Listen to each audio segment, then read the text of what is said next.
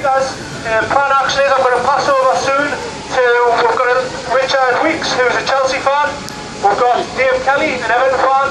We've got Billy Grant, who's a Brentford fan. He's going to explain the Football League angle, which is really important too. This isn't just about the Premier League.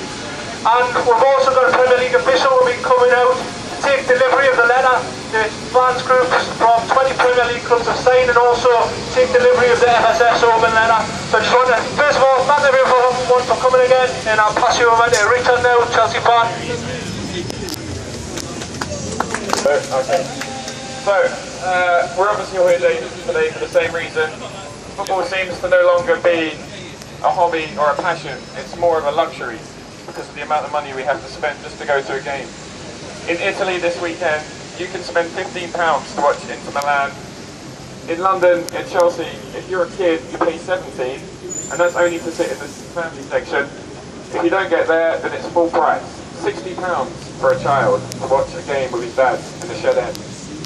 We're all here for the same reason, and if we stick together and we make a stand, we can make this happen, and we can get lower ticket prices for us, which is what we all want. Thank you very much, Richard. Now we're going to pop across now. This is Billy Grant, the man with the infamous T-shirt that everyone recognised from the last Mars. I think Billy needs to take a cut on those T-shirts if people are selling them. Billy's or needs to wash it out. Billy's a Brentford fan, and he's going to explain a bit of the Football League angle for you. Thank you.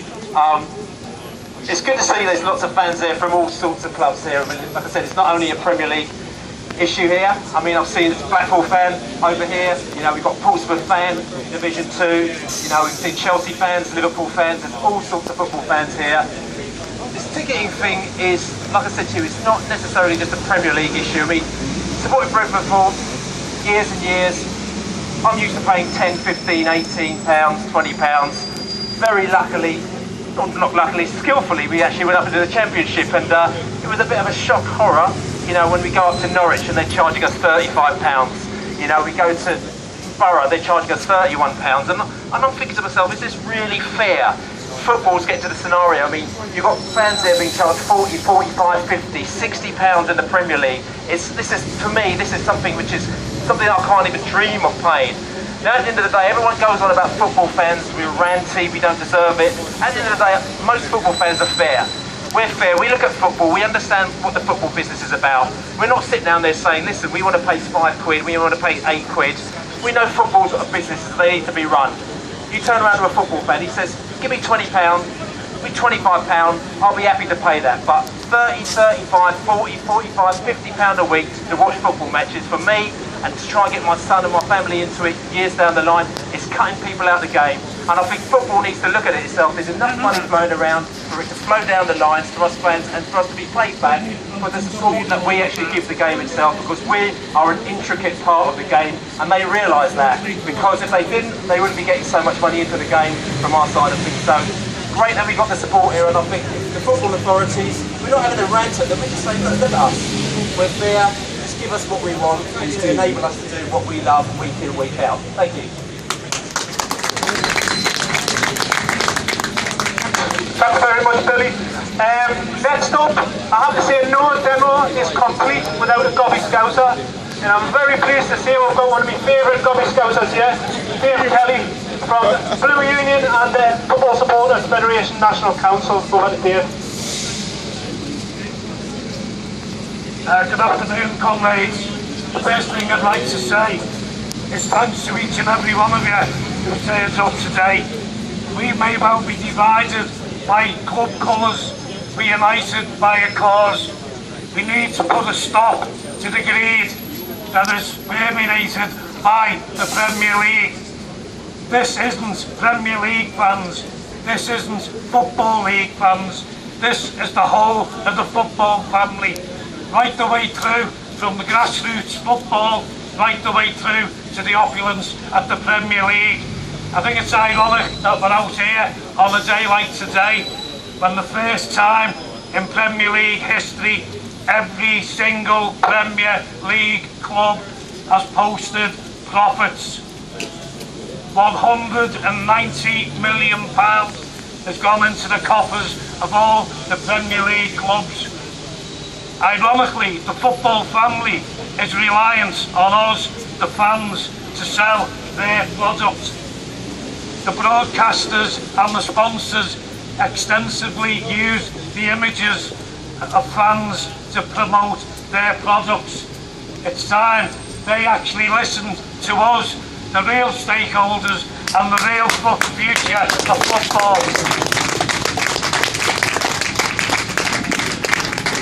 I think the other thing that people need to realise is this is the first couple of steps on an incredibly long journey. It's a journey that we need to take. We need to take it together.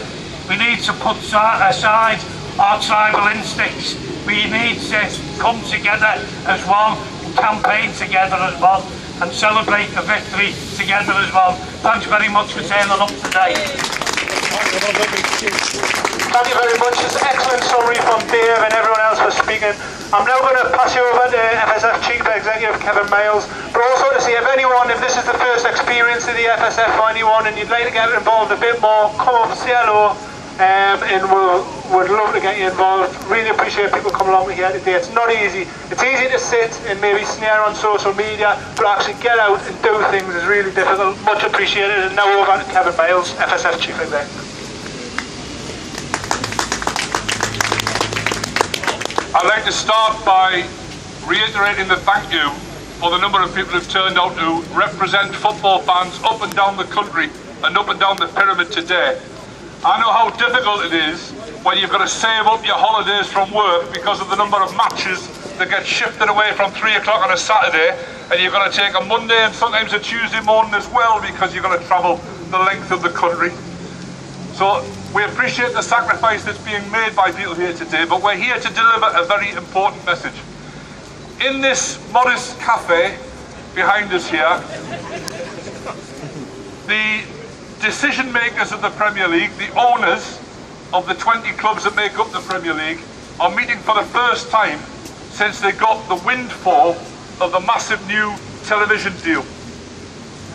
Unheard of amounts of money in football these days. And I, for one, don't believe there was ever an excuse, but now more than ever, there can be no excuse for a football club lower down the pyramid going bankrupt because of lack of funds. There can no longer be any excuse for grassroots football being denied the facilities to get the next generation of players, of youth players coming through, or people who just enjoy playing football. They should all have, with the amount of money that's in the game today, the facilities that they need. And there should be no excuse either why any genuine football fan should be priced out of the game. But that's what we're facing. We're facing increasingly ordinary, traditional football fans no longer able to follow the team that they love, having to pick and choose the matches that they want to go and see because they just can't afford it anymore. We're here to bring home the message that we're not just customers. We are part of the fabric of this game. The product that they're selling to broadcasters is pinned not only on what happens on the green bit in the middle, but it's also based on the atmosphere in the grounds. It's the passion and the commitment of fans that contributes to making the spectacle what it is. And at their peril do they price us out of the game. The Football League is the wealthy pinnacle of football in this country. But most people's perception, I think, is that the game is awash with money. Well, there's a lot of money in the game, but it needs to be distributed fairly. It needs to be distributed from top to bottom. It's part of the fabric and the culture of the country. It's not just a means of making 20 people who own football clubs even richer than they were before. So we're here to bring a very important message about the sharing of the wealth, the distribution of that wealth throughout football. In particular, we are bringing a message from the Football Supporters Federation about away fans. That a lot of the clubs will justify or try to justify their ticket prices on the basis that they're filling the grounds, that attendances are going up. Well, there's a separate argument to deal with that about where the moral responsibility lies towards those people. But even that argument doesn't stand up when it comes to away fans, because over the last 10 years, we've seen a decline in the number of away fans. And away fans are absolutely crucial to the vibrancy and the atmosphere of the game. Even those crowds who boast a vociferous home support will freely admit that you get the best voice when you have to react, when you're sparked off by the away fans making a bit of noise on your turf. Away fans are crucial to the spectacle that they're selling to the broadcasters, that they're cashing in on. And yet, away fans are an endangered species. The numbers have been dwindling. The inconvenience of changed kick-off times, the transport difficulties, the treatment by policing and stewarding, which is more sharply felt by away fans than anybody else. All of those factors have contributed to away fans being under threat.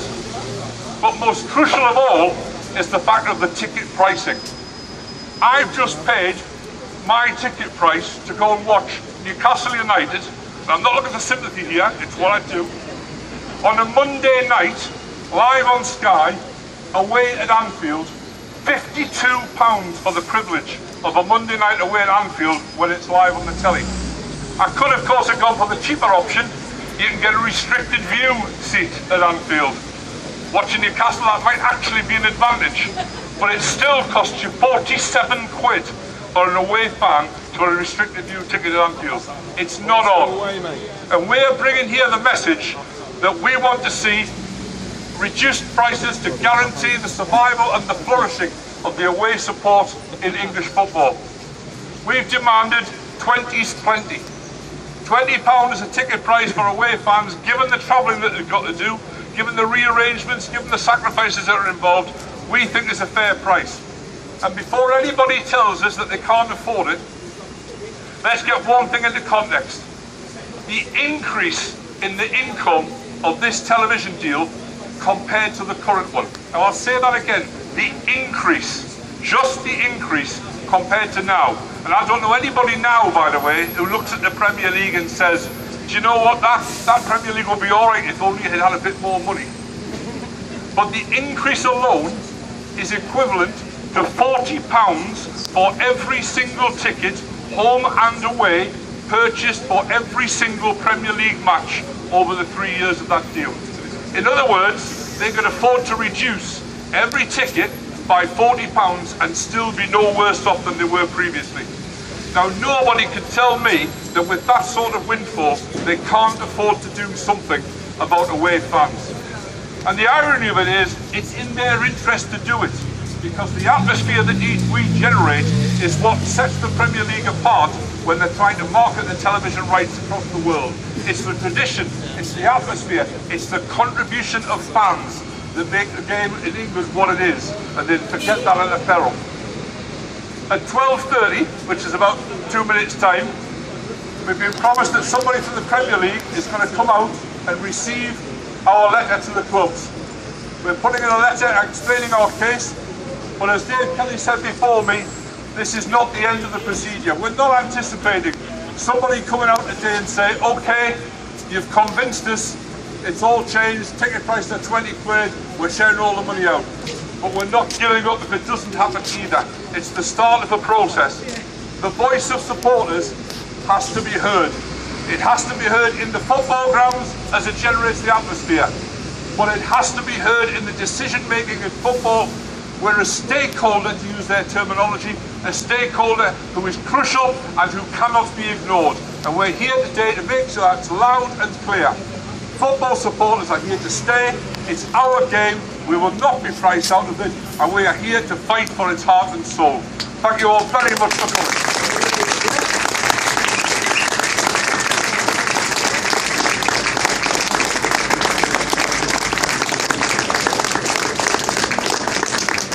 As Kev said, we're now going to wait a couple of minutes until the Premier League official comes out to collect the letter.